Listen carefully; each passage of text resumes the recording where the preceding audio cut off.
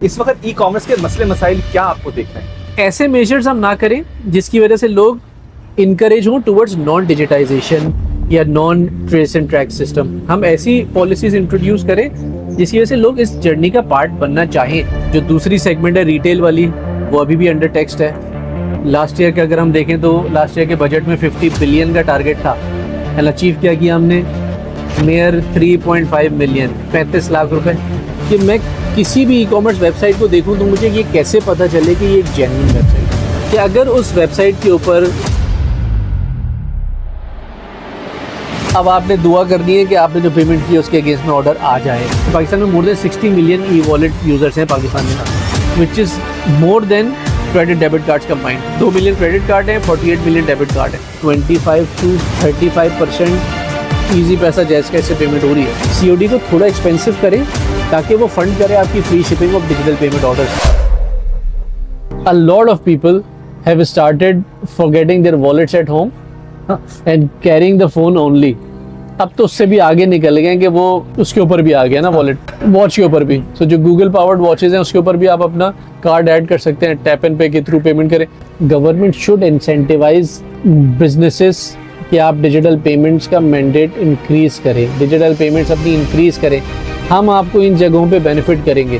कौन रोक रहा है या क्या रोक रहा है पाकिस्तान को डिजिटलाइज करने में? डिजिटाइजेशन को अपनी प्रायोरिटी हम कहते हैं, मगर हम एक्चुअली प्रायोरिटी उसको बनाएं।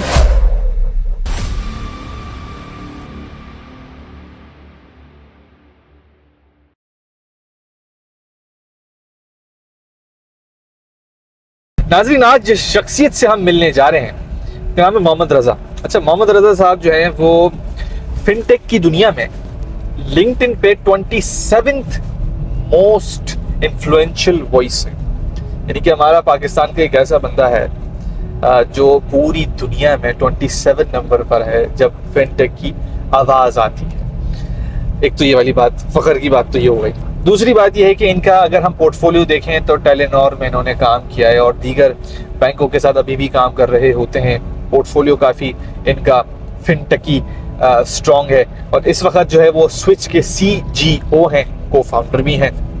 और माशाल्लाह से फिनटेक की दुनिया में पाकिस्तान को अगर हम स्पेसिफिकली देखें तो काफ़ी सारे काम ये लोग कर रहे हैं, इनिशिएटिव्स ये लोग कर रहे हैं। इनकी ऑफिस विजिट करेंगे, देखेंगे कि ये लोग क्या कर रहे हैं और सबसे अहम बातें, यानी कि पेपाल पाकिस्तान में क्यों नहीं आया, उसका कोई अल्टरनेटिव है कि नहीं है। इस वक्त जो बजट पास हुआ है ई कॉमर्स को मद्देनज़र रखते हुए उसको 18% टैक्सेस कर दी, जबकि टैक्सेस पहले भी थे लेकिन फिर भी उसको और एम्फसाइज ड्रामेटिकली कर दिया है। इससे क्या नुकसानात होंगे या नहीं होंगे? हम ये बहुत बोल रहे होते हैं कि जी कैश को जो है वो मोटिवेट ना करें और डिजिटल पेमेंट्स को जो है वो मोटिवेट करें, उसमें इंसेंटिव्स लेके आएँ ताकि लोग जो है वो डिजिटलाइज जाएं और डिजिटलाइज होकर ट्रांसपेरेंसी और रिकॉर्ड और डेटाबेस गवर्नमेंट को मिले, जिससे गवर्नमेंट को भी फ़ायदा हो और इकोनॉमी भी ऑटोमेटिकली बूम और स्ट्रॉन्ग होगी। तो आए मिलते हैं मोहम्मद रज़ा साहब से।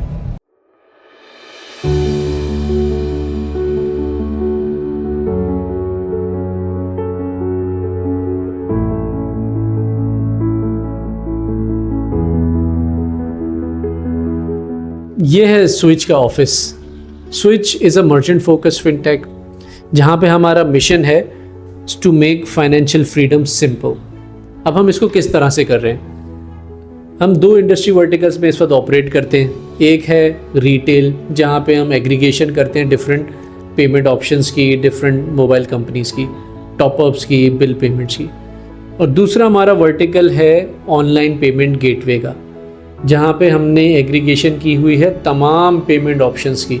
यानी कि वो तमाम बहाने जो कि डिजिटल पेमेंट ना करने के हो वो हमने रिजॉल्व करने की कोशिश की है। आप अगर ऑनलाइन पेमेंट करना चाहते हैं तो आपके पास मल्टीपल पेमेंट ऑप्शंस अवेलेबल हैं, जैसे cards, accounts, wallets, one bill and the recently introduced रास्त। और अगर आप रिटेल एरिया में हैं तो हमारे इस वक्त more than 7,500 retailers nation wide available हैं, जिनके थ्रू आप इजी पैसा, जैस कैश की सर्विसेज यूज़ कर सकते हैं। और अगर आप अपने अकाउंट्स पे टॉपअप्स, अपने मोबाइल नंबर्स पे बैलेंस शेयर करवाना चाहते हैं तो वो सर्विसेज भी आप यूज़ कर सकते हैं। सो स्विच का विजन हमेशा से बड़ा इंटरेस्टिंग रहा है, is to enable retailers to accept digital payments. And सिर्फ ये नहीं कि पेमेंट्स को एक्सेप्ट ही कर लें और वो डिसबर्स भी कर पाएँ। सो हमने कंप्लीट यूटिलिटी अपने तमाम सॉल्यूशंस के थ्रू बिल्ड की है, तो दैट मर्चेंट जो भी हमारे साथ काम करता है उसको ज़्यादा से ज़्यादा मौके मिलें किस चीज़ के, अपने बिज़नेस को ग्रो करने की, क्योंकि इसका एम वही है। और हम हर मुमकिन अपनी कोशिश करते हैं कि उसको इनोवेटिव यूज़ केसेस ने, नई से नई पेमेंट ऑप्शंस जो भी आ रही हैं या बिलिंग ऑप्शंस आ रही हैं वो इंट्रोड्यूस करते रहें, क्योंकि हम ये समझते हैं कि जितनी हम अपनी ऐप को इक्विप रखेंगे उतना ही रिटेलर खुश होगा, उतना वो बिज़नेस को ग्रो करेगा और उसी तरह फाइनेंशियल फ्रीडम हासिल करेगा। अच्छा रज़ा भाई, अभी जो मैं लेटेस्ट स्टैट्स देख रहा था, रिपोर्ट्स देख रहा था, तो तकरीबन $7.7 बिलियन का बिजनेस जो है वो ई कॉमर्स के ज़रिए से पाकिस्तान में आया। अब उसी हवाले से ऑब्वियसली जो है वो कल 11 जून को जो है वो बिल भी पास हुए हैं, बहुत सारे अमेंडमेंट्स भी हुए हैं। ई कॉमर्स पे अब और निगरानी रखी जा रही है और तकरीबन 18% आगे पीछे बात की जा रही है कि इस पे टैक्सेस लगेंगे। तो इस पे सबसे पहले आपकी क्या राय है, क्या टेक है आप लोगों का, ये बताएं। देखिए, हमने कल भी इसके ऊपर डेलिब्रेशन की, हम सब भी मिल बैठे थे, ई कॉमर्स एसोसिएशन वाले लोग भी, कि इसकी क्या इम्प्लीकेशंस हो सकती हैं। हमने फिर 2-3 चीज़ों पे गौर किया। एक आध चीज़ हमें ऐसी नज़र आई जो कि अपेरेंटली इस वक्त होती है, बट जिस तरह से शायद वो पोर्ट्रे की गई मीडिया में, जिस तरह से उसके ऊपर बात की गई, वो लोगों को सरप्राइजिंग लगी कि शायद कोई नया टैक्स इंट्रोड्यूस हो रहा है या कोई नई अमेंडमेंट की गई है। Those things already exist. Having said that, कुछ ऐसी चीज़ें जिसके ऊपर कन्फ्यूजन भी है, जैसे अगर आप बात करें कि टिकट साइज़ 20,000 का होता है तो 2% टैक्स लगता है, 21,000 का हो जाता है तो 0.25% लगता है। तो अगर उसको हम मॉनेटरी टर्म्स में बात करें तो दैट सिग्निफिकेंट डिफरेंस आता है। कहीं पे आप बात कर रहे हैं 400 रुपये की और कहीं पे आप बात कर रहे हैं 42 रुपीज़ की। सो वो डे लाइट है, उसमें डिफरेंसेस। हम इसको देखिए एक तरीके से ऐसे देखते हैं कि डिजिटल प्रोवाइड करता है ट्रेस एंड ट्रैक। आपको पता चल रहा है डिजिटाइजेशन के थ्रू कि ई कॉमर्स पे कितना बिजनेस हो रहा है, तो राइटली सो लोग भी टैक्स पे करना चाहते हैं, रिस्पॉन्सिबल कंपनीज हैं, रिस्पॉन्सिबल सिटीजन्स हैं, बट एक उसके ऊपर एक रैशनल हो। शुरू में आप बिजनेसेस को या तो गैप दें उसके ऊपर या रिलैक्सेशन दें ताकि वो ट्रेस एंड ट्रैक सिस्टम के ऊपर आएँ, डिजिटाइजेशन के ऊपर आएँ। स्लोली एंड ग्रेजुअली आप टैक्स करना शुरू करें। फ्रॉम द वर्ड को अगर आप टैक्स अप्लाई करते हैं ना, तो अनफॉर्चुनेटली दूसरी तरीके से भी तो लोग सोचते हैं ना, वो ये सोचते हैं कि फिर मैं इस डिजिटाइजेशन की जर्नी से गुजरूँ ही क्यों। सही। जो दूसरी सेगमेंट है रिटेल वाली, वो अभी भी अंडर टैक्सड है। लास्ट ईयर के अगर हम देखें तो लास्ट ईयर के बजट में 50 बिलियन का टारगेट था, एंड अचीव क्या किया हमने, मेयर 3.5 मिलियन, 35 लाख रुपए। उसके ऊपर तो मतलब कोई परसेंटेज भी मैं समझ पा रहा हूँ कि नहीं कैलकुलेट हो पा रही होगी, लेस देन 1% ही होगा। सो ऐसे मेजर्स हम ना करें जिसकी वजह से लोग इनकरेज हों टुवर्ड्स नॉन डिजिटाइजेशन या non trace and track system. हम ऐसी पॉलिसीज इंट्रोड्यूस करें जिसकी वजह से लोग इस जर्नी का पार्ट बनना चाहें। जैसा कि हमने देखा कि पिछले बजट में सिंध गवर्नमेंट ने और उससे 5 साल पहले पंजाब गवर्नमेंट ने इंट्रोड्यूस की थी बहुत अच्छी चीज़, कि रेस्टोरेंट्स पे जब आप जाते थे और आप डिजिटल पेमेंट करते थे तो आप जैसे सिंध में 8% पे करते हैं, और अगर आप कैश पेमेंट करेंगे तो आप 15 करते हैं। बिल्कुल। Now that is a forward looking approach. इसमें आप कहते हैं कि यार अगर कोई कैश से पेमेंट देना चाहता है तो उसको एक्सपेंसिव करें अगर वो उस ब्रैकेट में रहना चाहता है, बट जो डिजिटल पे आना चाहता है, जो अपना फुटप्रिंट आपके पास देना चाहता है, जो आपको बताता है कि भाई मैं कहाँ खर्चे करता हूँ, आप उसको बेनिफिट देना ताकि ज़्यादा से ज़्यादा लोग इसकी तरफ आएँ। और फिर इसका भी क्या फ़ायदा, ट्रेस एंड ट्रैक का हम क्यों फ़ायदा लेते हैं, वो ये है कि जैसे ही ये होना शुरू होगी ट्रैकिंग, हमें ये पता चलेगा एज ए गवर्नमेंट कि हमारे खर्चे हैं कहाँ, हमें सब्सिडी देनी कहाँ पे। अभी तो हम गैसिंग गेम करते हैं ना, इधर दे दें उधर दे दें। एक्चुअली जब मैं बताऊंगा कि यार मैं अपनी फ़ीस पे करता हूँ इतनी, मैं रेस्टोरेंट में इतनी दफ़ा जाता हूँ, मैं कपड़े ये ख़रीदता हूँ, तो आपको पता चलेगा कि मेरी क्या प्रोफाइल है, कोई दूसरा शख्स है वो उसकी क्या प्रोफाइल है, तो मुझे किधर बेनिफिट देना है, उनको किधर देना है, पूरा इंटेलिजेंस भी आती है। Yes, you are absolutely right. So मैं तो उसको ऐसे देखता हूँ कि on one hand it is positive, but it should be communicated in a positive way. There should be subject matter experts who should also be part of these sessions. Okay. जैसे हम और आप बात कर रहे हैं, हो सकता है कि रेगुलेशन उससे अलग हो, बात कर रही हो, वो डॉक्यूमेंट पढ़ के बता रहे हो, हम उसको एग्जाम्पल के थ्रू बताते हैं, तो लोगों को ज़्यादा समझ में आता है। बिल्कुल। तो यकीनन इसके ऊपर ज़्यादा बात करनी चाहिए, एफर्ट भी हमें ज़्यादा करने चाहिए, ये हमारी कंबाइंड रिस्पॉन्सिबिलिटी है। एज ई कॉमर्स एसोसिएशन या एज अ डिजिटाइजेशन इवेंजलिस्ट मैं समझता हूँ कि मुझे इसके ऊपर और ज़्यादा बात करनी चाहिए हर प्लेटफॉर्म पे जाके, ताकि अवेयरनेस आएगी तो बेनिफिट आएगा। मैं तो इसको इस तरह से देखता हूँ। अच्छा रजा भाई, ऑब्वियसली आप ई कॉमर्स के साथ भी एसोसिएटेड हैं, ऑर्गेनाइजेशन के साथ भी एसोसिएटेड हैं, तो इस वक्त ई कॉमर्स के मसले मसाइल क्या आपको दिख रहे हैं? फर्स्ट एंड फॉरमोस्ट मसला अगर मैं कहूँ तो वो ट्रस्ट डेफिसिट का है। ठीक है। जो भी नया बिजनेस आता है वो शुरुआत करना चाहता है ई कॉमर्स से, बट अगर मैं आपसे एज ए कंज्यूमर भी बात करूं तो क्या आप नई अगर कोई ऐड देखते हैं इंस्टाग्राम पे, फेसबुक पे, आपको प्रोडक्ट समझ में भी आता है बट आप रिलक्टेंट होते हैं कि यार मैं इसके ऊपर ऑर्डर प्लेस करूं ना करूं, इसके ऊपर पेमेंट कर दूं ना करूं, हो सकता है कि प्रोडक्ट आए, हो सकता है ना आए, और अगर नहीं आया तो मेरा क्या होगा। That is the biggest issue with e commerce. On the other hand अगर आप रिटेल पे जाते हैं तो आप वहाँ प्रोडक्ट हाथ में देखते हैं, फील करते हैं, आपको समझ में आता है, आप पेमेंट कर देते हैं, डिजिटल भी करते हैं, कैश भी करते हैं। सो ई कॉमर्स के ऊपर हमें सबसे पहला जो इशू रिजॉल्व करना है वो ट्रस्ट का ही करना है। ठीक है। ट्रस्ट के लिए मुझे दो एंगल इसके ऊपर नज़र आते हैं मेनली, जिसके ऊपर हम बात भी करना चाहेंगे।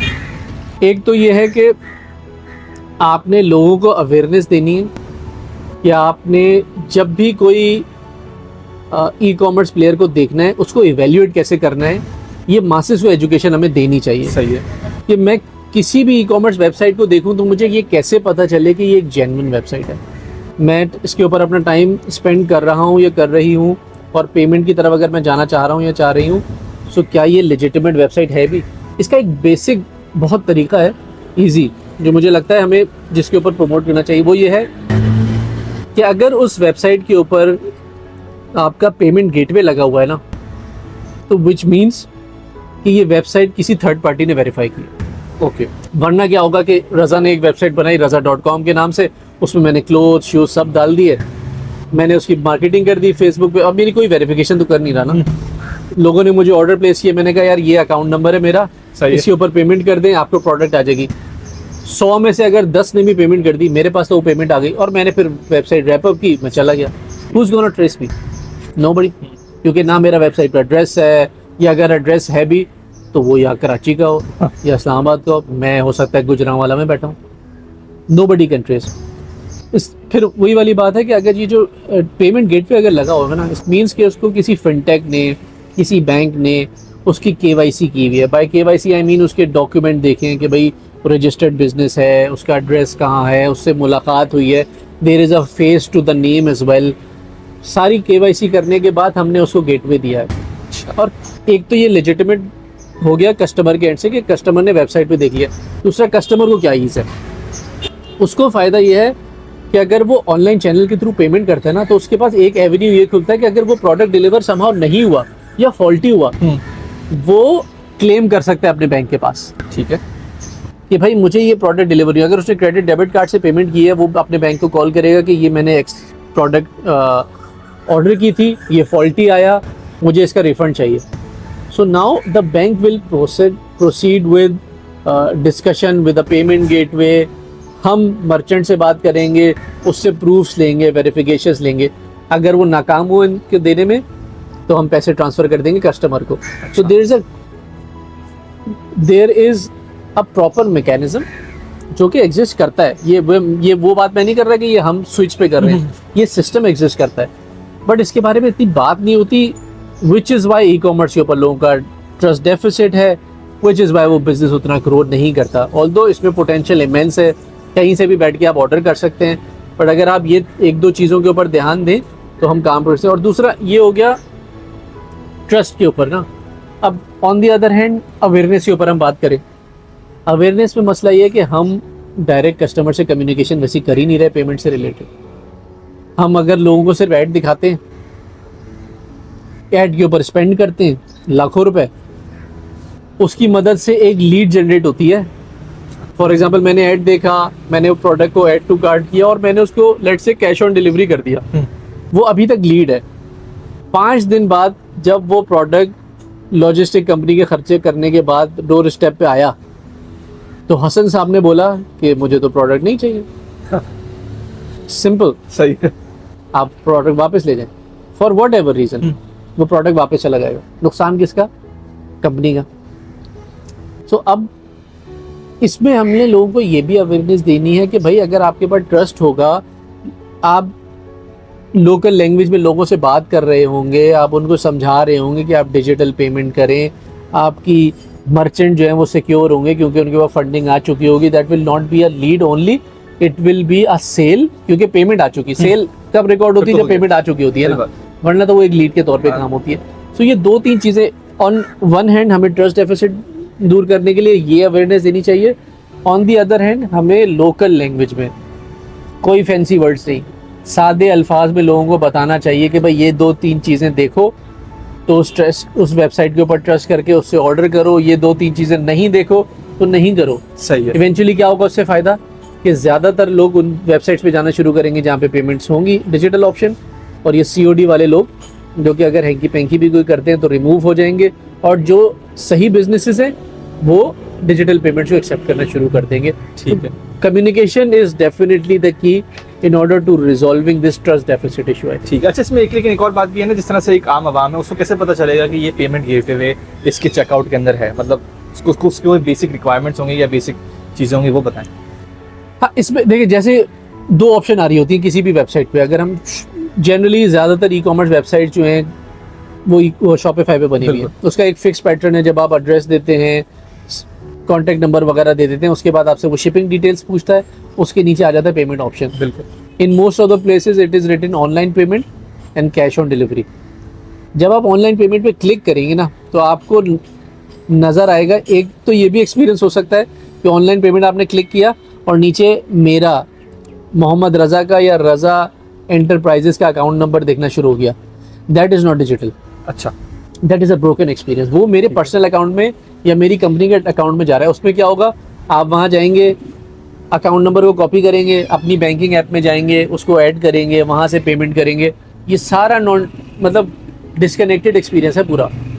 फिर मैं आपसे क्या मांगूंगा एज अ बिजनेस कि आप मुझे स्क्रीनशॉट दें, आप मुझे ईमेल करेंगे स्क्रीनशॉट। जब तक वो प्रूफ आएगा तब तक वो ऑर्डर प्लेस नहीं होगा। सो वो तो कोई एक्सपीरियंस ही नहीं है ना। सही। अदरवाइज मेनली ये होता है कि ऑनलाइन पेमेंट पे जैसे आपने क्लिक किया तो एक राउट रीडायरेक्शन हो जाती है, आप एक लैंडिंग पेज पे आ जाते हैं। जैसे स्विच के केस में आपको मल्टीपल पेमेंट ऑप्शंस दिखती हैं, आपके पास cards, accounts, wallets, one bill, Raast सब दिखेगा। आपने पेमेंट ऑप्शन सेलेक्ट की, क्रेडिट डेबिट कार्ड की डिटेल्स डाली, ट्रांजैक्शन प्रोसेस हो गई। इजी पैसा जैस कैश की डिटेल्स डाली, ट्रांजैक्शन प्रोसेस हो गई। फिर आपको रीराउटिंग करके वो उस मैसेज पे लेके आता है और आपको अपने बैंक से मैसेज आता है कि you have made the payment on XYZ merchant. Merchant का नाम लिखा आएगा। जब आप बैंक के थ्रू पेमेंट कर रहे होंगे तो आपको लिखा आएगा you have made the payment into this account. So ये भी एक पता होना चाहिए कि भाई मर्चेंट आ रहा है, इसका मतलब है थर्ड पार्टी है बीच में। ठीक है। अगर डायरेक्ट बैंक आ रहा है तो भाई अब गेटवे का कोई ताल्लुक नहीं है। अब आपने दुआ करनी है कि आपने जो पेमेंट की उसके अगेंस्ट में ऑर्डर आ जाए। ठीक है। तो इसके ऊपर हम यकीनन, मुझे लगता है कि ऐसे चैनल्स के ऊपर हमें बात करनी चाहिए, जस्ट लाइक इंस्टाग्राम, टिकटॉक। छोटी वीडियोस डालें, लोकल लैंग्वेजेस में वीडियो डालें, लोगों को बताएं कि गेटवे कैसा दिखता है। अवेयरनेस का गेम है यकीनन, but you will be surprise to know कि पाकिस्तान में more than 60 million e-wallet users हैं पाकिस्तान में, which is more than credit debit cards combined. 2 million credit card हैं, 48 मिलियन डेबिट कार्ड हैं। एंड राइट नाउ हम अगर अपने बिजनेस का भी एनालिसिस करते हैं तो उसमें हम देखते हैं कि 25 to 35% ईजी पैसा जैस कैश से पेमेंट हो रही है। सही है। सो लोगों में अब डिजिटल पेमेंट्स की अवेयरनेस उस हिसाब से कम नहीं है कि उनके पास ऑप्शन है, बट अब आपने उसको राइट जगह पे यूज़ करना है। मर्चेंट ने इनेबल होना है, कस्टमर ने उसके थ्रू पेमेंट करना और जर्नी ने सीमलेस हो जाना। सही। ठीक ठीक। अच्छा, इसमें एक और सिनेरियो भी है जिसके ऊपर हमें हाईलाइट करना चाहिए और एम्फेसाइज करना चाहिए डिजिटल पेमेंट से रिलेटेड। वो ये है कि अगर आप COD का ऑर्डर करते हैं ना, तो आप एक तो मार्केटिंग एक्सपेंस करते हैं, फिर अपने स्टॉक को लॉक करते हैं और स्टॉक को डिलीवर करवाते हैं COD के थ्रू। कस्टमर ने जेन्युइनली उस कैश डिलीवर भी कर दिया, प्रोडक्ट रिसीव करी, कैश दे दिया। अब वो लास्ट माइल जो लॉजिस्टिक कंपनी है उसके पास कैश है। अनफॉर्चुनेटली एक केस रिसेंटली ऐसा हुआ जिसमें वो last mile company shut down हो गई ऑल ऑफ अ सडन। अच्छा। तो जितना भी वो कैश था वो कैश रह गया उन्हीं के पास, वो ब्रांड्स को नहीं मिला। And I know a lot of brands जिन्होंने सफ़र किया इसके ऊपर। अब इसमें तीनों जगह पे ब्रांड को नुकसान हो गया, उसका स्टॉक भी गया, कस्टमर से कैश भी नहीं मिला और उनकी मार्केटिंग एक्सपेंस भी गया। इसको हम कैसे गेटर कर सकते हैं बेहतर। कंसिडरिंग दिस सिनेरियो एक के साथ हुआ है तो खुदा ना खास्ता अल्लाह ना करे किसी और के साथ भी हो सकता है। तो अगर ये डिजिटल पेमेंट हुआ होता पेमेंट ऑप्शन के तौर पे, तो स्टॉक जाता और उसकी पेमेंट आपको मिल चुकी होती। सही। अगर आपका नुकसान होना भी होता तो लॉजिस्टिक कॉस्ट जो थी वो उसका होता 200-250 रुपए का होता। 100% नुकसान से बेहतर है कि एक लिमिट नुकसान हो। तो इसीलिए मैं चाहता हूँ फोकस हम लोग करें इसके ऊपर ज़्यादा, कि डिजिटल पेमेंट ऑप्शंस को प्रोमोट करें, प्री पेमेंट को इंसेंटिवाइज करें। और वो कैसे करें? COD अभी COD के केस में भी शिपिंग फीस सिमिलर होती है, डिजिटल में भी। हम ये कहते हैं, हमने 1-2 लोगों के साथ मिलकर इसके ऊपर काम किया, प्रमोट भी किया, कि आप COD को थोड़ा एक्सपेंसिव करें ताकि वो फंड करे आपकी free shipping of digital payment orders. ठीक है। क्योंकि ये वो लोग हैं जो आपको फॉरेन पेमेंट कर रहे हैं, कंफर्म ऑर्डर कर रहे हैं, पेमेंट भी आपको नेक्स्ट डे मिल रही है। COD के केस में आपको 15 दिन 17 दिन बाद मिलती है। सो आप टाइम वैल्यू ऑफ मनी के हिसाब से भी देखेंगे तब भी आपको फ़ायदा है, कन्फर्मेशन के हिसाब से देखेंगे तब भी फ़ायदा है। And God forbid in a scenario of a loss which happened recently, you will be in a safer position. So I think इसको ज़्यादा बात करनी चाहिए, इसके ऊपर फोकस करना चाहिए। हमारे पास कुछ आइडियाज़ हैं, हम ब्रांड से बात भी कर रहे हैं। ये जो भी ये सुन रहा होगा, अगर वो इसको एक्सप्लोर करना चाहता है, इस पर वर्किंग लेना चाहता है, हमारे साथ काम करें नहीं करें वो अलग बात है, बट एटलीस्ट डिजिटल को प्रमोट करें। हम सबकी यही ख्वाहिश है कि डिजिटाइजेशन ज़्यादा हो, उसमें अगर हम थोड़ा सा भी अपना पार्ट प्ले कर सकते हैं तो व्हाई नॉट। अच्छा, इसमें लेकिन रज़ा भाई इसमें ये भी मसला आता है, जिस तरह से पेमेंट वाला जो मसला आता है कि अगर मैं प्री पेमेंट कर रहा हूँ, अगर वो ब्रांड को मैं जानता हूँ वो तो चले ठीक है मैं प्री पेमेंट कर दूंगा, लेकिन अगर मैं नहीं जानता हूँ तो 90% ये होता है कि मैं पेमेंट नहीं करूँगा क्योंकि मैं डरूंगा कि यार ये मैंने पैसे दे दिए, ये प्रोडक्ट आएगा नहीं आएगा। वही वाली बात जो आपकी शुरू वाली बात है कि ट्रस्ट वाली बात, और ट्रस्ट आपने बता भी दिया कि हम छोटी छोटी वीडियोस करेंगे, बट स्टिल ये एक ऐसी चीज़ है इसमें सदियाँ बीत जाएंगी शायद कि हम लोगों को समझा सकें। तो ब्रांड की तरफ से भी कुछ जिम्मेदारियां हैं एट दी एंड कि वो कुछ ना कुछ तो ऐसा करें कि डिजिटली हम लोग जो है वो ट्रस्टेबल। बिल्कुल नहीं, this is a very valid point. But चले पहला ऑर्डर हमने उसको इजाज़त दे दी कि वो COD कर ले, अब उसकी जेन्युइननेस प्रूफ हो गई कि वो कस्टमर जेन्युइन है, ब्रांड भी जेन्युइन है, उससे प्रोडक्ट डिलीवर किया। But you will be surprise to see कुछ ब्रांड्स हैं वो क्लेम करते हैं कि हमारी 30 to 35 रिटर्निंग कस्टमर होते हैं, विच मीन्स कि बार बार वो वेबसाइट पे आ रहे हैं और बार बार ऑर्डर किए जा रहे हैं। इसका मतलब क्या है कि वो ट्रस्ट करते हैं, प्रोडक्ट भी सही डिलीवर होता है और वो वेबसाइट को भी ट्रस्ट करते हैं। मैं उनको ये पुश करता हूँ ब्रांड्स को कि यार आप कम से कम रिटर्निंग कस्टमर को ना आप COD की ऑप्शन क्यों दे रहे हैं? ये तो आपको ट्रस्ट भी करता है, आपकी प्रोडक्ट को बार बार ऑर्डर भी कर रहा है, आप इसको तो डिजिटल दिखाएं। सही। इसके लिए अब क्या कबाहत है? तो वो भी एक जर्नी है जिसके ऊपर हम प्रमोट कर रहे हैं। उसमें कभी कभी आता था कि यार उनके पास पेमेंट ऑप्शन ही नहीं होती, तो स्विच ने ये भी इशू रिजॉल्व कर दिया। हम तो तमाम पेमेंट ऑप्शन, हमने सारे बहाने खत्म कर दिए। हम कहते हैं अगर कार्ड से पेमेंट करनी है करिए, अगर इजी पैसा जैसे कैसे करनी है वो भी करें, अगर आप ऐसे कस्टमर हैं रात से पेमेंट करना चाहते हैं वो भी बिस्मिल्लाह, और अगर आप ऐसे कस्टमर हैं जो कहते हैं भाई नहीं मैं अपनी अकाउंट की डिटेल्स, क्रेडिट कार्ड की डिटेल्स किसी की वेबसाइट पे नहीं डालूंगा, ऐसे भी कस्टमर हैं। तो हम कहते हैं कोई मसला नहीं, हमारे पास वन बिल का ऑप्शन है। आप वाउचर नंबर जनरेट करें वेबसाइट से, वाउचर नंबर लेके अपनी बैंकिंग ऐप पे जाएं, वन बिल को सिलेक्ट करें, वाउचर नंबर डालें, अमाउंट पॉपअप होगा वही जो वेबसाइट पे आ रहा है वही, आपने ओके किया वो पेमेंट हो गई, ओके, और वो वहाँ पे रिफ्लेक्ट हो जाएगी रियल टाइम के ऊपर, और वो ऑर्डर आपका कंप्लीट हो जाएगा। सो अब डिजिटल पेमेंट करने का बहाना हमने कहा है, हम पूरी कोशिश की हमने ख़त्म कर दें। और हम स्विच की तो रिटेल की एप्लीकेशन भी है, तो हम वो भी ऑप्शन दे रहे हैं कि अगर कोई ऐसा ब्रांड है वो कहता है मेरा कस्टमर किसी Tier 2 Tier 3 सिटी में है,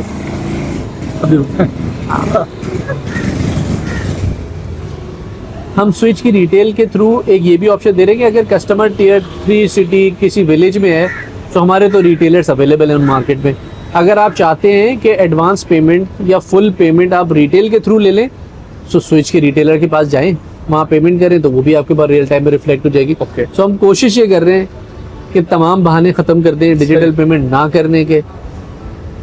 it is a journey, you are absolutely right, we are actively participating in it, but जितनी ज़्यादा बात होगी, जितनी ज़्यादा पेमेंट ऑप्शन होगी, जितनी कन्वीनियंस हम दे सकेंगे लोगों को, उतना ही इसमें ग्रोथ आएगा। और अल्हम्दुलिल्लाह ग्रोथ आ रही है, जैसे मैंने आपको पहले बताया था कि 25 to 35% ईजी पैसा जैसे कैसे ग्रोथ हमें देखने में मिली है। सो अभी भी आप देखेंगे बहुत सारे ब्रांड्स हैं जिनके पास मल्टीपल पेमेंट ऑप्शन नहीं है। सही। अच्छा, इस पे क्या कहेंगे कि कैश इज किंग, ये बहुत बड़ा मुहावरा है, घर के अंदर बहुत चलता है, पाकिस्तान के अंदर भी काफी हद तक चलता ही है, इस पे आपका क्या टेक है कैश स्कीम? देखिए, करेंसी तो एग्जिस्ट, मतलब उसको मैं किस तरह से बोले चाहिए, मैं तो कैश स्कीम नहीं, ठीक है। अब इसको हम दो तरीके से एड्रेस कर सकते हैं ना। अब एक तो ये है कि cash scheme for a reason, हाँ रोलिंग ये हम कहते हैं cash is king for a reason, क्योंकि किसी कोई ट्रेस ट्रैक कुछ भी नहीं। वो पेपर मुझसे निकला आपके पास गया, आपसे निकला कहीं और गया, कहीं और से कहीं और गया, और अगर वो पेपर ही रोल हो रहा है तो कोई ट्रैकिंग तो हो नहीं रही, मेरे नाम पे तो वो इशू हुआ भी नहीं। तो इस हिसाब से कहेंगे। ऑन दी अदर हैंड, अगर कैश की हैंडलिंग चार्जेस हम देखें तो हमें नज़र आता है कि वो cash is expensive than a digital payment option. यहाँ डिजिटल पेमेंट में आपको क्या 2-2.5% MDR देना पड़ता है। कैश की अगर हम नॉर्मल बिजनेसेस से बात करते हैं, भाई इंश्योरेंस करवाया हुआ है, जैसे मैंने आपको बताया लॉजिस्टिक कंपनी के केस में 17 दिन 15 दिन बाद पेमेंट हो रही है, तो अगर आप उसका भी कैलकुलेशन करें कि अगर वो डिजिटल पेमेंट होती 2 दिन में और 17 दिन में, तो 15 दिन की फ्लोट इनकम से कितना कमा सकते हैं। तो आपको नजर आएगा कि cash is more expensive, but because वो कन्वीनियंट है। वो उसका सबसे बड़ा एडवांटेज ये है कैश का कि वो रियल टाइम है। बस सही, मैंने अभी आपको दी पेमेंट, प्रोडक्ट की आपके पास आ गई है। ठीक है। डिजिटल में एक ये चैलेंज था कि आपको 2 दिन बाद पेमेंट मिलती थी, but now with the introduction of Raast which is State Bank's brain child, now instant payment है, उसमें इंस्टेंट नोटिफिकेशन भी है। आपने रास्त के थ्रू मुझे पेमेंट की, फौरन नोटिफिकेशन भी आएगी, नॉट ओनली नोटिफिकेशन, आपको पेमेंट भी आएगी, और ये बहुत चीप है। जहां हम कार्ड के केस में 2-2.5% की बात करते हैं, यहाँ we are talking about something less than 1% even. So दोनों मसले सॉल्व हो रहे हैं। कैश इज किंग वाले रियल टाइम था cash, Raast is real time. दूसरा मसला था cash is cheap, Raast is cheaper. सही। सो अब क्या करें? हम ये कहते हैं बस इसके ऊपर आप इंट्रोड्यूस करें, आप एनालिसिस करके देखें, आप पेमेंट ऑप्शंस रन करें, आप अपना होराइजन तो खोलें। कैश की वजह से आप बहुत सारे कस्टमर को डिस्करेज कर देते हैं। For example if somebody like me is going to outlet and all, वहाँ पे सिर्फ कैश एक्सेप्ट होता है, so I am not a customer. अच्छा, क्योंकि मेरे पास कैश नहीं होता। मैं हर उस जगह पे जाऊँगा जहाँ पे डिजिटल पेमेंट ऑप्शन हो मेरे पास, और कैश की वेबसाइट मुझे भी दिखती है, तो मैं कभी कुछ ऑर्डर नहीं करता हूँ उससे। अगर मैं करता भी हूँ तो वो मैं इस इंटेंशन से करता हूँ कि यार जब आएगी तो देखूंगा। अगर उससे पहले मैं मॉल चला गया, शॉप चला गया, तो मैं वहां से खरीद लूंगा, फिर मैं यहाँ से कैंसिल कर it is just a lead. सही।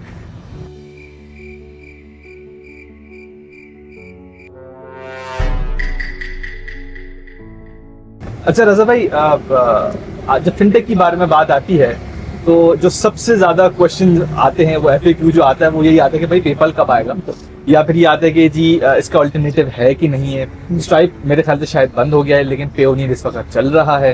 तो इस पे पाकिस्तान के अंदर हम लोग कोई डेवलप नहीं कर सकते, कोई इसकी कोई रेप्लिका बना दें, उसका कोई अल्टरनेटिव बना दे। तो इस वक्त पाकिस्तानी जो फ्रीलांसर्स हैं, जो ई-कॉमर्स में कूदना चाह रहे हैं, जंप करना चाहते हैं इंटरनेशनली, उनके पास क्या हाल है? वेरी वैलिड क्वेश्चन यार, और हम हमेशा से ही सुनते आ रहे हैं कि पेपाल कभी कभी तो आ रहा होता था, बिल्कुल आ चुका होता था, और फिर पता चलता था कि नहीं आ रहा। उसकी नीड एक हद तक, yes you are right, freelancers की तरफ से आती है, बट अगर हम वैसे ओवरऑल बिजनेसेस की बात करें, उसमें पेपाल की एक्सेप्टेंस होना या ना होने से इन बिजनेसेस को, ई-कॉमर्स की कोई बहुत ज़्यादा फर्क इसके ऊपर पड़ नहीं रहा है, बिकॉज उनके पास तमाम कार्ड्स की ऑप्शन है, वीज़ा, मास्टर, यूनियन पे, MX, तमाम पेमेंट ऑप्शन अवेलेबल है। एक तो ये, and recently something very good has happened which shows the confidence and potential within Pakistani market, वो है गूगल पे का आना। पहले गूगल वॉलेट आया, अब गूगल पे भी इंट्रोड्यूस हो गया है, उससे एक ट्रस्ट आएगा। फॉर एग्जांपल नॉर्मली अगर स्विच का पेमेंट गेटवे दिख रहा होता था किसी इंटरनेशनल मर्चेंट को, तो वो थोड़ा सा ट्रस्ट शायद उसको लगता हो कि कॉम्प्रोमाइज़ हो रहा है कहीं, बट अगर उसको गूगल पे नज़र आता है, जिसके पीछे टेक्नोलॉजी यही चल रही है, कार्ड्स की, कुछ नहीं हो रहा, बस एक वो रैपर जो जीपे का लिखा आता है ना, उसकी वजह से उसका ट्रस्ट इंक्रीज हुआ है। सो अब हम देख रहे हैं कि उसकी अब स्विच भी इंट्रोड्यूस करने वाला है गूगल पे को as acceptance point of view. अभी टैप एंड पे तो आइए, अगर आप अपना एंड्रॉयड के यूज़र हैं और गूगल वॉलेट को ऐड करें, बहुत सारी वीडियोज़ भी हैं और वो बड़ा सीमलेस एक्सपीरियंस है, but because it is a global brand, it gives confidence to the eventual customer के यार इस वेबसाइट के ऊपर जीपे भी अवेलेबल है, तो इसका मतलब है वेरिफिकेशन भी अच्छी है, ऑथेंटिक चीज़ है। जीपे हर जगह पे तो अवेलेबल होगा नहीं। दूसरा, for us as an industry, as a country, it should be a proud moment that Google ने पाकिस्तान को भी कंसिडर किया with our large population, with the data bank that are available, कि अब with the digital payments that are happening, यार यहाँ पे ये solution introduce होना चाहिए। So अभी early days to say, but जिस तरह से मैं growth इसकी देख रहा हूँ ना, a lot of people have started forgetting their wallets at home and carrying the phone only। अब तो उससे भी आगे निकल गए कि वो उसके ऊपर भी आ गया ना वॉलेट, वॉच के ऊपर भी। सो जो गूगल पावर्ड वॉचेज हैं उसके ऊपर भी आप अपना कार्ड ऐड कर सकते हैं, टैप एंड पे के थ्रू पेमेंट करें। सो एक्सपीरियंस तो बेहतर हो रहा है, कॉन्फिडेंस भी आ रहा है। रही पेपाल की बात, तो अभी पेपाल ने कुछ स्टार्टअप पे फंडिंग की भी थी। मुझे लगता है कि वो इस वजह से भी नेचुरली नहीं आ पा रहे होंगे कि यार हमारा एक प्लेयर तो अवेलेबल है, उसको सिर्फ इनेबल होना है। बट उस इनेबल होने के लिए बिजनेस केस बनना चाहिए ना। ऐसी रिक्वायरमेंट, अगर मैं इंडस्ट्री में बात करूं कि मेरे पास कोई इतनी बड़ी रिक्वायरमेंट ही नहीं आती कि यार ये millions of billions of rupees हैं जो बाहर पार्क हुए हैं और हमें लाने हैं, तो पेमेंट पेपाल की ऑप्शन दें। फॉर एनी बिजनेस कोई भी नई पेमेंट ऑप्शन इंट्रोड्यूस करना इज़ इन्वेस्टमेंट, और अगर उसमें बिजनेस नज़र आ रहा होगा तो वाई नॉट। तो अभी मुझे ऐसा लगता है कि बात बहुत ज़्यादा है बट क्वांटम इतना नहीं है, क्योंकि बहुत से लोग अपना बाहर पैसा रख रहे हैं। और दूसरी आपने बात की थी कि स्ट्राइप वाली बात, कि स्ट्राइप ऑप्शन तो अवेलेबल है, बहुत से बिजनेस के पास स्ट्राइप लगा हुआ भी है, बट उनकी भी जो पेमेंट साइकिल की हम बात करें ना, वो भी सीओडी जैसी हो जाती है। वो पाकिस्तान में डायरेक्ट सेटल नहीं करते, वो कहीं और करते हैं, कहीं और से कहीं और जाता है।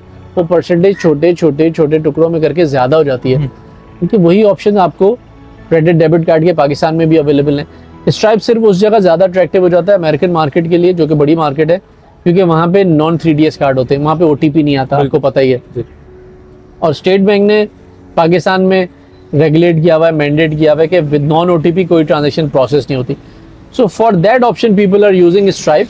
But generally good business like we are working with brands like Khaadi, जो कहते हैं कि भाई हमें नॉन 3D चाहिए ही नहीं, हमें सारी OTP बेस्ड ट्रांजेक्शन चाहिए। अच्छा, so if it's a large brand जिसकी US में भी बहुत बड़ी मार्केट होगी, टेकिंग इनिशिएटिव, सो मतलब अब हम बेस्ट प्रैक्टिसेस इंट्रोड्यूस करें rather than going for smaller और क्विकर सॉल्यूशंस जिसके थ्रू आपकी रेगुलेशन भी इजाज़त ना दे रही हो। ठीक है, ठीक। तो इस वक्त अगर आपको IT की मिनिस्ट्री देख रही हो, तो आप क्या कहना चाहेंगे उनको, क्या एडवाइस करना चाहेंगे कि हम आगे किस तरह से बढ़ सकते हैं? देखिए, सबसे बड़ी बात तो ये है कि आपने अगर IT को बूस्ट करना है, ट्रेस एंड ट्रैक को इम्प्रूव करना है, तो आपने कुछ अरसे तक तो रिलैक्सेशन देनी पड़ी। आपने दी है, सॉफ्टवेयर टेक्नोलॉजी जोन्स में दी हैं, आपने स्पेशल एरियाज़ में दी हैं, बट आप ये जो बूमिंग इंडस्ट्री ई-कॉमर्स है, सब कुछ है, इसमें नए नए बिजनेस आते जा रहे हैं, इनको आप थोड़ा सा ब्रैकेट या टैक्स हॉलीडे तो दें ताकि वो इसमें आए, ज़्यादा प्रमोट हो। ऐसा ना हो कि शुरू में इतनी रेगुलेशन हो कि वो पुट ऑफ हो जाए उसके थ्रू, और वो चले जाएं ऑल्टरनेट ऑप्शंस के थ्रू कि भाई डिजिटल नहीं करूँगा क्योंकि मेरी ट्रेसिंग हो जाएगी, मेरे पीछे कोई आ जाएगा। तो मुझे ऐसा लगता है कि उनको काम करना चाहिए, एक तो increasing the trust and also by providing certain benefits which right now e-commerce के ऊपर नहीं हो रहा। अगर मैं एक रिटेल शॉप चला रहा हूँ ई-कॉमर्स, तो ई-कॉमर्स इज बेटर टेक्स्ट, बिल्कुल heavily taxed as compare to retail. बिल्कुल सही बात। तो क्या इंसेंटिव है किसी बिजनेस की? वो तो भाई कोई भी बिजनेसमैन सोचता है to maximise the profit, right? अगर उसके उधर से हो रहा है तो उधर चला जाएगा, आप you will lose out on a growing industry, और जो कि आपको रेमिटेंस भी ला के दे सकती है ना। अगर हम ई-कॉमर्स के थ्रू कर रहे हैं तो हम उसको US UK सब जगह प्रमोट करते हैं, कस्टमर वहाँ से बाय करता है, यहाँ से एक्सपोर्ट हो रहा है माल और वहाँ से पेमेंट आ रही है, तो आइडियल सिनेरियो है। इसको तो हमें शदीद इनकरेज करना चाहते हैं क्योंकि remittance is bigger play for us. अच्छा, इस वक्त आपको कौन रोक रहा है या क्या रोक रहा है पाकिस्तान को डिजिटलाइज करने में?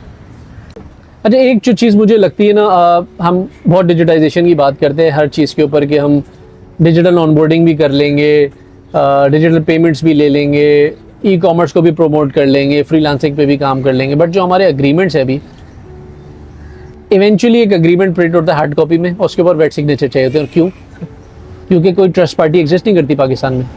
रेगुलेशन एग्जिस्ट करती है कि डिजिटल सिग्नेचर एक्सेप्ट होने चाहिए, बट एक कस्टोडियन होगा ना, फॉर द पास्ट डेकेड और सो वो कस्टोडियन ही एग्जिस्ट नहीं करता। सो एक तो ये बहुत बड़ा हर्डल है। मतलब आपने अगर पॉलिसी बनाई है तो आप उसकी इम्प्लीमेंटेशन के लिए कोई ट्रस्ट पार्टी क्रिएट करें ना कोई एक दो इदारे आपको मिलेंगे जिनके ऊपर आप ट्रस्ट करके आप उनको मैंडेट दे सकते हैं, वो डिजिटाइज करें उसको। उससे आपकी एक तो जर्नी सीमलेस हो जाती है। आप ऐप, व्हाट्सएप या यूएसएसडी स्ट्रिंग के थ्रू आप अकाउंट भी खोल रहे हैं, हम एडवर्टाइजमेंट भी देख रहे हैं, बट इवेंचुअली अगर मुझे कोई डॉक्यूमेंट साइन करना है तो मैं फंस गया वहाँ पे जाके। एक तो ये चीज़ मुझे हो रही है। दूसरी चीज़ ये कि अभी अनफॉर्चुनेटली, जैसे हमने पहले भी बात की थी, कि जो रेगुलेट हो रहा है, जो उस डिजिटाइजेशन के अम्ब्रेला के अंडर आ रहा है, वही टैक्स हो रहा है। जो बाहर है वो इंजॉय कर रहा है एक हिसाब से, उसको लग रहा है। अभी जो स्टॉप कर रहा है ज़्यादा डिजिटाइजेशन होने के लिए वो इंसेंटिव्स हैं। गवर्नमेंट शुड इंसेंटिवाइज बिजनेसेस कि आप डिजिटल पेमेंट्स का मैंडेट इंक्रीज करें, डिजिटल पेमेंट्स अपनी इंक्रीज करें, हम आपको इन जगहों पे बेनिफिट करेंगे। और हम, अगर आप सीओडी फिर भी करना चाहते हैं करें, बट सीओडी को एक्सपेंसिव करेंगे हम थ्रू टैक्सेशन एंड ऑल, ताकि गवर्नमेंट भी कम है। वो जो पैसा लोगों के पास रखा है जिसको वो नहीं शो करना चाह रहे, हम उनसे ज़्यादा लें। तीसरा ये कि इदारे आपस में बात करें। अभी मसला ये है कि एक डिपार्टमेंट डिजिटाइज हो जाए, जैसे नादरा की अगर हम बात करें, उस पर आप CNSE भी अप्लाई कर सकते हैं, आप FRC, CRC कुछ सब अप्लाई करते हैं, बायोमेट्रिक भी हो जाता है। So they have the record of each and every one of us, right? Biometric भी मेरे। Why not use an app like NADRA to build services on top of it? सबकी भाई सबसे बड़ा पेमेंट्स में आपको क्या है कि आपके पास ट्रेसिंग होनी चाहिए कि किसने पैसे निकाले और किसने दिए। अगर मैं नादरा के थ्रू कर रहा हूँ, वो मुझसे फौरन बायोमेट्रिक मांगता है, मेरी बायोमेट्रिक वेरिफिकेशन हुई, रजा ने पेमेंट देनी है। अब ताहिर को, हसन को मैंने पेमेंट कर दी। अब हसन ने अगर विड्रॉ करने हैं, या उसने, हसन के बाद नादरा की ऐप होगी तभी कर सकते हैं अगर यूनिफाइड ऐप हो, उसके थ्रू पेमेंट अगर डिसबर्स करनी है तो हसन ने फिर बायोमेट्रिक करना होगा। सो अब मुझे पता है ना कि यहाँ से पेमेंट निकल के वहाँ गई, वहाँ से निकल के कहाँ गई। ये वाली सारी चीज़ें अगर हम करें, एक सेंट्रलाइज मैकेनिज्म बनाएं। डिजिटाइजेशन को अपनी प्रायोरिटी हम कहते हैं, मगर हम एक्चुअली प्रायोरिटी उसको बनाएं। ईज़ ऑफ डूइंग बिजनेस करें। कुछ चीज़ों पे हम कर भी रहे हैं कि हमारी 2 दिन 3 दिन के अंदर एक कंपनी रजिस्टर हो जाती है, which is a very good sign. But अभी भी लोगों को ये अवेयरनेस नहीं है, उनको किसी लॉयर के पास जाना पड़ता है। आप उनको एक गाइडेड स्टेप के थ्रू बताएं कि भाई जैसे टैक्स फाइलिंग है ना, it is a cumbersome process, you need to hire someone to file it. Company registration का भी यही मसला है। आपने प्रोसेस को सिंपल करना है, और शुरू में तो आप उसको एक हुक लगाएं किसी भी कस्टमर को, चाहे वो डिजिटल रजिस्ट्रेशन हो, डिजिटाइजेशन हो, कि बस वो किसी तरह इस जर्नी पे आ जाए। Once they are used to it, फिर आप उस पर चीज़ें बिल्ड करते रहते हैं। हम ये भी कस्टमर को ये भी कहते हैं कि भाई हम KYC आपकी ईजी कर देंगे, क्योंकि आपकी पेमेंट हमारे पास आ रही है। फिर हम आपके ऊपर थोड़ी सख्ती करेंगे, आपसे डॉक्यूमेंट रिक्वायरमेंट ये भी हम कर सकते हैं, कि हम उसको इंसेंटिवाइज करके ले आएँ, टैक्स हॉलीडे करके ले आएँ अपने पास। स्लोली एंड ग्रेजुअली पेनी करके हम इनकम अपनी, यकीनन टैक्स भी हमें जमा करना है, इकोनॉमी को भी ग्रो करना है, गवर्नमेंट के पास यही मीन्स हैं। तो हम अपना पाए ग्रो करें ना, ऐसा ना करें कि हम जो 5 लोग हैं उन्हीं से सारे पैसे लेते रहें, 95 ना दें। सही। हम अपने पाए को 5 से 50 पे लेके जाएं, और जो 5 लोगों से ज़्यादा पैसे देते हैं वो 50 पे डिवाइड हो जाएगा। लोगों को देता हुआ इतना बुरा भी नहीं लगेगा। सही, ये बात तो है। इस चीज़ को हम थोड़ा मेरे ख्याल में फोकस करना चाहिए। अच्छा, आपको क्या लगता है कि जो फिनटेक स्टार्टअप्स हैं, बैंक्स जो हैं वो फिनटेक स्टार्टअप से डर रहे हैं कि वो उनका लंच ना खा लें?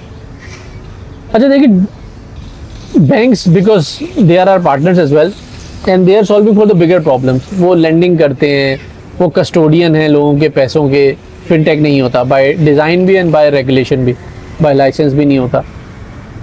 मेरे लिए आसान है as a fintech to pick up a smaller problem and solve. ठीक है। फॉर अ बैंक, बिकॉज वो 10 चीज़ों में इन्वॉल्व है, तो फिर वो प्रायोरिटी एज अ बिजनेस ही लगाएगा कि यार मैं इस प्रॉब्लम को पिक करूं तो मेरा ये रिटर्न आएगा, इस प्रॉब्लम को पिक करूं तो रिटर्न ज़्यादा आएगा, तो नेचुरली वो बड़ी प्रॉब्लम पिक करेगा। तो ये छोटी प्रॉब्लम्स कौन सॉल्व करेगा फिर? सही है। फिनटेक्स इसीलिए मार्केट में आए, वो स्पेसेस हमने देखे, एंड हम कनेक्टेड और डिपेंडेंट हैं बैंक के ऊपर। मैं सेटलमेंट के लिए डिपेंडेंट हूँ और सर्विसेज के लिए डिपेंडेंट हूँ, क्योंकि मैं अकाउंट खोल के उसमें पैसे नहीं रख सकता, so I am dependent on the bank. So हम फिनटेक का फ़ायदा ये है, इसको थ्रेट यकीनन नहीं लेना चाहिए बैंक को, इसको ऐसे लेना चाहिए कि ये एक पार्टनर है बैंक के, जो कि उन प्रॉब्लम्स को क्विकली सॉल्व कर रहे हैं, जो कि banks will take a long time in solving because they are running after the bigger problems. Fintech के साथ पार्टनरशिप करें, हम APIs पे काम करते हैं, हम क्विक भी होते हैं और हम एक्सपीरियंस के ऊपर भी काम करते हैं। हमारे प्ले ही 2 है ना, मेरी तो इनकम लेवल 2 के ऊपर, अगर मैं एक्सपीरियंस नहीं लूँगा तो मेरे पास कोई क्यों आएगा, सही बात। और अगर मैं तेज़ नहीं हूँगा तो वो कहेगा कि फिर मैं किसी और ट्रेडिशनल इंस्टीट्यूशन के पास चला जाऊँ। So these are complementary industries. Banks will have to, and now they are very open to collaborating with fintechs। अगर मैं 5-7 साल पहले की बात करूं तो ऐसा नहीं होता था। अब हम बैंक से बात जाते हैं तो they are open in terms of meetings and all, कि यार आइडियाज बताएं कि कहाँ पे अपॉर्चुनिटी दिख रही है, बिकॉज या वेरी ओपन नाउ। अब हमसे वो पूछते हैं कि यार आप बताएं, because you are operating in smaller areas as well, आप छोटी प्रॉब्लम को भी आइडेंटिफाई करते हैं, उस पर बात करते हैं, हमें बताएं कहाँ पे हम कोलैबोरेट कर सकते हैं। हमारे पास बुक्स हैं, हम लैंड कर सकते हैं, हमारे पास सिस्टम्स हैं, हम वो रोबस्ट चीज़ें बना सकते हैं। आपके पास स्पीड, एजिलिटी, एक्सपीरियंस है, let us collaborate and that is how it has been going on now. ठीक है, लेकिन फिनटेक की सबसे मुश्किल, मतलब आपकी जो चैलेंजेस हैं ऑब्वियसली अलग हो रहे होंगे एज सॉर्ट ऑफ, जैसे जो नॉर्मल स्टार्टअप्स होते हैं पाकिस्तान के, उनके चैलेंजेस अलग होते हैं, लेकिन फिनटेक के तो बहुत ज़्यादा ही चैलेंजेस होते हैं, सिर्फ पाकिस्तान में नहीं, तो थ्रू आउट द वर्ल्ड ही है। तो इस वक्त फिनटेक इन पाकिस्तान सबसे ज़्यादा चैलेंजेस आपके क्या हैं? देखिए, एक तो जो इनकम जनरेटिंग एवेन्यूज़ है ना, एक तो वो लिमिटेड होते हैं, दूसरा जो उसमें इनकम का परसेंटेज है ना, that is very limited, because हम एक तो लीन टीम्स के साथ काम करते हैं, so we do not charge a hefty fee, और मार्केट में भी वो हेफ्टी फ़ी के साथ कोई सोल्यूशन चलता नहीं है। तो हम कोशिश ये करते हैं कि हम कॉम्प्लीमेंट्री सर्विसेज बिल्ड करते रहें। ओके, फिनटेक से फेलियर का मकसद यही है कि जल्दी आते हैं और जल्दी जाते हैं। स्पेशली पेमेंट्स में नथिंग इज ओवरनाइट, आपको स्लोली एंड ग्रेजुअली बिल्ड करना पड़ता है और यूज़ केसेस बिल्ड करते रहने पड़ते हैं। एक यूज़ केस जो अभी अच्छा लग रहा है, 6 महीने बाद वो रिडंडेंट हो सकता है, सो आपने उसको इम्प्लीमेंट करना है, बेहतर करना है, और उससे रिलेटेड आपका विजन होना चाहिए कि मैं सिर्फ ये नहीं कि सिर्फ पेमेंट गेटवे ही दूंगा, भाई मैं पूरी यूटिलिटी दूँ ना, लोगों को मैं पेमेंट एक्सेप्ट के ऑप्शन दे रहा हूँ और डिसबर्स का नहीं दे रहा, तो क्या सोल्यूशन दिया? कंप्लीट यूटिलिटी दूं, फिर मैं उनको लेंडिंग की ऑप्शन दूं, फिर मैं उनको बोलूं यार रिटेल पे भी काम कर लें। So there are so many things that we at Switch are doing, and अल्हम्दुलिल्लाह which is why we have been able to scale and build our name on it and build a strong merchant base. अल्हम्दुलिल्लाह 10 billion से plus हमने का number हम करते हैं, although हमें अभी लगता है कि this is just the tip of the iceberg, for a fintech it is a big number if you go in the market and look for it. So continuous effort है, continuous R&D है, continuous opportunity को grab करने का potential होना चाहिए, और discussion and opportunity के lookout पे आपको रहना चाहिए कि कहाँ पे एग्जिस्ट करती है, चाहे वो विलेजेस में हो, चाहे वो ई-कॉमर्स में हो, जहाँ पे भी अपॉर्चुनिटी है। हमारा एडवांटेज ये है कि हम तेज़ होते हैं इस मामले में, एग्जीक्यूशन में, we build innovative use cases and that is how we. सही है। अच्छा, जाते जाते एक रैपिड फायर है और रैपिड फायर ये है कि बहुत बेसिक जो बात है, फिनटेक होता क्या है?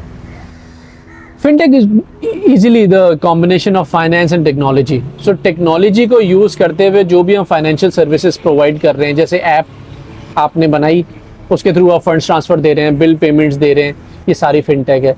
आपने व्हाट्सएप के ऊपर कस्टमर को फंड्स ट्रांसफ़र की ऑप्शन दे दी, उसने अपना बैलेंस मालूम कर लिया, ये भी टेक्नोलॉजी है। So anything and everything which is providing a quicker or digital financial services experience comes under the umbrella of a fintech।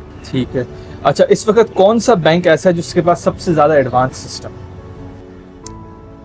यार इन अ वे सभी कहीं ना कहीं माइलेज ले रहे हैं। इस्लामिक बैंकिंग की हम बात करें तो 2 बहुत अच्छे बैंक इस पर माशाल्लाह चल रहे हैं, Meezan and Faysal bank. Innovative use cases जाते हैं, दोनों का फोकस एरिया अलग है, बट कस्टमर एक्सपीरियंस वाइज दोनों बहुत ही इनोवेटिव चीज़ें कर रहे हैं। अच्छा। Largest bank we all know is HBL, UBL है, अल्फला क्रेडिट कार्ड की साइट के ऊपर बहुत इनोवेटिव यूज़ केसेस बिल्ड करते हैं, अल्फा मॉल बिल्ड किया, HBL कनेक्ट है। So it will be difficult for me to pick one bank for it, because अब टेक के बगैर तो कुछ चलना है नहीं किसी का। सो सबका टेक एट पार होगा, और there are handful of players जिनकी टेक्नोलॉजी सिस्टम बैंकिंग इंडस्ट्री में चल रहा है। सही। तो हो सकता है वो एक ही टेक्नोलॉजी पार्टनर है जो 10 को प्रोवाइड कर रहा हो। तो टेक्नोलॉजी वाइज तो सही हो गया, it is all about how they are utilising it, ठीक है, इनोवेटिव यूज केसेस कैसे बिल्ड कर रहे हैं। ठीक है। अच्छा, कौन सा फिनटेक कंपनी ऐसी है जिसको आप बहुत एडमायर? यार एक कंपनी है इजिप्ट की, फाउरी के नाम से, इजिप्ट में, it's $1 billion company. Okay. O yes, वो स्लोली एंड ग्रेजुअली अपना fintech merchant focus fintech solution build करते रहे और दे हैव ग्रोन इनॉर्मसली। मतलब बहुत सारी जगहों पे तो वो उनका नाम भी नहीं ऐसे सुनने में आ रहा था, बट FAWRY के नाम से आप सर्च कीजिएगा, वो देखेंगे। और अगर मैं एक और का नाम यकीनन स्विच का कहना तो वो हो जाएगा क्योंकि उसको तो मैं that is our thing, but एक और हमारी कंपनी थी Paymob, I was previously associated with it. I think वो भी इजिप्ट की थी। इस्लाम उसने भी यस इस्लाम शॉ की, उन्होंने भी बहुत अच्छा एक्सपीरियंस बिल्ड किया था। और पाकिस्तान में लोकली एक है ये हबल के नाम से, अच्छा, if you have heard of it. So वो सप्लाई चेन फाइनेंसिंग कर रहे हैं, very innovative use case, they were doing it for the longest time. So we really admired them because बहुत मुश्किल चीज उन्होंने पिक की थी। सही। और अल्हम्दुलिल्लाह they are doing it successfully. ठीक है। अच्छा, बिगेस्ट मिथ क्या है फिनटेक? कि बहुत पैसा है बहुत पैसा और बहुत आसानी से ग्रो हो जाती है। सही है, ठीक है। अच्छा, जाते जाते जरा ये बता दें कि पाकिस्तान को 2030 में आप कैसा देख रहे हैं? मेरी ख्वाहिश तो ये है कि मैं पाकिस्तान को 50-60% डिजिटाइज कर सकूं, उसमें अपना पार्ट प्ले कर सकूं, चाहे वो कम्युनिकेशन में हो, चाहे वो पेमेंट्स में हो, ओके, चाहे वो अवेयरनेस में हो। हमारे पास सारे प्लेटफॉर्म हैं, हमारे पास SMS वगैरह सब कुछ है, हमारे पास व्हाट्सएप है, हमारे पास पेमेंट में ऐप्स भी हैं, फिनटेक्स भी हैं, बैंक्स भी हैं, सब है। और हमारे पास कम्युनिकेशन प्लेटफॉर्म भी सब हैं, टिकटॉक, इंस्टाग्राम सब हैं। तो कोई ऐसी चीज़ अब रह नहीं गई जिसकी वजह से हम ना मतलब चीज़ें इंट्रोड्यूस करवा के अवेयरनेस ना दे पाएँ, वो बहाने भी ख़त्म है। जनरेशन हमारी 60% से ज़्यादा अंडर द एज ऑफ 30 है। सो अगर हम इनके लिए सोल्यूशन नहीं बनाएंगे तो whoever is not looking at them will be left out। और उनको चाहिए डिजिटल सोल्यूशन जो उनके टाइम के हिसाब से चलें। सो आपने सोल्यूशन बना के इनेबल कर दिया, अब आप ये नहीं बता सकते किसी जेनजी को कि यार आप मेरी ऐप पे जाके ट्रांजैक्शन करें या मेरे व्हाट्सएप पे करें। हाँ, जहाँ मेरी मर्जी होगी जेनजी की और जिस टाइम पे मर्जी होगी, मुझे उस पर सर्विस चाहिए। अगर आप दे सकते हैं you are relevant, if not you are out of the game. लेकिन ये तो ख्वाहिश हो गई, आप सच में देख खा रहे हैं। मैं तो इसको इसी तरह देख रहा हूँ क्योंकि अगर ये नहीं हुआ तो मतलब इसका तो कोई हल ही नहीं है ना। और जो हमें पॉलिसीज भी नजर आ रही हैं, चाहे वो स्ट्रिक्ट हो चाहे वो फॉरवर्ड लुकिंग हो, जैसे रास्त आया, it's gonna be a revolution because उसने COD करने के बहाने खत्म कर दिए ना। बिल्कुल सही बात। नेग्लिजिबल फीस, और हमने देखा है इंडिया में भारत पे के थ्रू हुआ, थाईलैंड में एक्सपीरियंस हमने किया, बहुत सारी जगहों पे हमने देखा है वो इतनी कम फीस है कि लोग हैप्पीली, स्ट्रीट हॉकर्स भी पेमेंट्स एक्सेप्ट कर रहे हैं इसके थ्रू। तो इनएविटेबल है ये। 2030 में हम हो सकता है 50-60% डिजिटाइज देख सकते हैं क्योंकि SECP भी काम कर रहा है, SBP भी काम कर रहा है, गवर्नमेंट भी इंसेंटिव ला रही है। अभी हमने देखा कि क्रिप्टो काउंसिल भी बन गई है पाकिस्तान में। तो मतलब ये तो वो ऐसी चीज़ थी जो एलियन चीज़ थी 6 महीने पहले भी। तो हम तो देख रहे हैं इतनी जल्दी चीज़ें होना हो, तो we are very hopeful and very optimistic कि डिजिटाइजेशन हो इंशाल्लाह और हम अपना पार्ट लेंगे। रज़ा भाई, दुनिया में सबसे कीमती चीज़ होता है वक्त। आपने हमें दिया, हमारी ऑडियंस को दिया, अपने कस्टमर्स और क्लाइंट्स को दे रहे होते हैं और भी सर्विसेज कर रहे होते हैं। तहे दिल से बहुत बहुत शुक्रिया। नहीं, बहुत शुक्रिया, बहुत अच्छा लगा क्योंकि मैं तो इसका स्ट्रॉन्ग बिलीवर हूँ कि हमें बहुत ज़्यादा इसके ऊपर बात करनी चाहिए। जितने लोग जितनी दफ़ा बात करेंगे उतनी ही कन्वर्जन आएगी towards digitisation. So thank you very much for asking great questions. Obviously I really enjoyed. तो ये था आज का हमारा एपिसोड मोहम्मद रजा साहब के साथ। नाजरीन, आज सीखने को ये है कि जो कैश ऑन डिलीवरी है उसको थोड़ा सा प्रीमियम सर्विस करनी चाहिए है और डिजिटल पेमेंट्स को हमें थोड़ी सी ज्यादा फोकियत देनी चाहिए। यानी कि वॉलेट हो गया, डेबिट कार्ड हो गया, ट्रांसफर्स हो गए और क्रेडिट कार्ड्स हो गए, इसको हमें ज्यादा फोर्स करना चाहिए, ना कि कैश ऑन डिलीवरी को। क्यों? उसकी वजूहत ये उन्होंने बताई कि जो कोरियर सर्विस है मिलियंस ऑफ रुपीस के पास चले गए और वो बंद हो गई। ब्रांड्स जो है वो सफर नहीं कर पाए, जिसकी वजह से ब्रांड्स भी बंद हो गए और कंज्यूमर को वो प्रोडक्ट मिला नहीं। तो at the end of the day तो बिल्कुल लूज सिचुएशन हो गई। तो ऑब्वियसली उस कोरियर कंपनी के शायद विन-विन सिचुएशन है, वो बात अलग है, वो डिबेटेबल है। लेकिन मुद्दा यही है कि जो कंज्यूमर है उसको चाहिए अच्छा प्रोडक्ट। और जो ब्रांड है उसको चाहिए पैसा, यानी कि प्रॉफिटेबल चीज़ें। तो इंसेंटिवाइज करना चाहिए, जिस तरह से गवर्नमेंट ने 15% और 8% रेस्टोरेंट्स के अंदर किया हुआ है कि 8% जो है वो debit card, credit card, online, और 15% जो है वो कैश पे रखा गया। इसी तरह से इंसेंटिवाइज करें और नए इनिशिएटिव्स लेके आएँ। इन जैसे फिनटेक के जो लीडर्स हैं, जो ग्लोबली लीड कर रहे हैं, इनकी आवाज़ें सुनी जाती हैं, उनको अपने पैनल पे लेके आए, एडवाइजरी कमेटी पे लेके आए, ताकि इनसे हम यानी कि गवर्नमेंट सीखें, क्योंकि ये कंज्यूमर के साथ ऑन ग्राउंड होते हैं, उनके बिहेवियर्स को चेक कर रहे होते हैं one by one, brand bye brand. दूसरी तरफ ये है कि जो ब्रांड्स हैं उनके पास अगर पेमेंट गेटवे है, यानी कि अगर इसको हम जीरो आउट करें तो कस्टमर को सबसे पहले देखना चाहिए कि गेटवे है कि नहीं है। गेटवे किस तरह से देखा जाएगा? चेकआउट पे जाएंगे, जब चेकआउट पे जाएंगे तो कैश ऑन डिलीवरी लिखा हुआ होगा और वहाँ पे लिखा हुआ होगा कि जी ये थर्ड पार्टी पे जब वो रीडायरेक्ट होगा। अगर ऐसा हो रहा है, भले स्विच का हो भले किसी और का हो, तो it's a well and good brand, क्योंकि पाकिस्तान के अंदर इसकी बैटिंग होती है, इसको प्रॉपर्ली देखा जाता है, सारे कागजात और सारी चीज़ें देखी जाती हैं, तो ऑब्वियसली वो जेन्युइन ही होगा, वरना कोई भी टॉम डिक एंड हैरी जो है वो अपलोड कर देगा। टॉम डिक एंड हैरी यानी कि उमर, अरीब एंड शान अली, कोई भी जो है बंदा जो है बना सकेगा ये सारी चीज़ें। तो ये सब कुछ है और हमें डिजिटलाइज करने की बहुत ज़रूरत है। उम्मीद करते हैं कि 50 to 60% हो। अभी जो नया बजट आया है, उम्मीद करते हैं कि इससे भी बहुत चीज़ें होंगी इंशाल्लाह। ये तमाम चीज़ें अगर हम करेंगे तो हम एक ट्रैक पे आ जाएंगे और हम डिजिटल एरा में आ जाएंगे, जो कि अमेरिका, लंदन और तमाम मुल्क करने की भी कोशिश कर रहे हैं। वो भी डिजिटल अभी तक नहीं आए हैं। ये मत समझिएगा कि पाकिस्तान पीछे है, पीछे, बट इतना ही पीछे नहीं। आपने क्या क्या सीखा, आपने मुझे कमेंट सेक्शन के अंदर बताना है। इसी के साथ मिलते हैं अगले यूट्यूब, टिकटॉक की वीडियो में, फेसबुक और इंस्टाग्राम की पोस्ट में, ट्विटर यानी एक्स की ट्वीट्स, पिंटरेस्ट की पिन्स और लिंक्डइन की एक्टिविटीज में। इसी के साथ हसन अंसारी साइनिंग ऑफ। एक सेकंड, वो भाई वो कोट इसलिए बदल लिया था क्योंकि गर्मी थी बहुत, वो आपको उसमें दिख गया होगा। पहले मिलते हैं।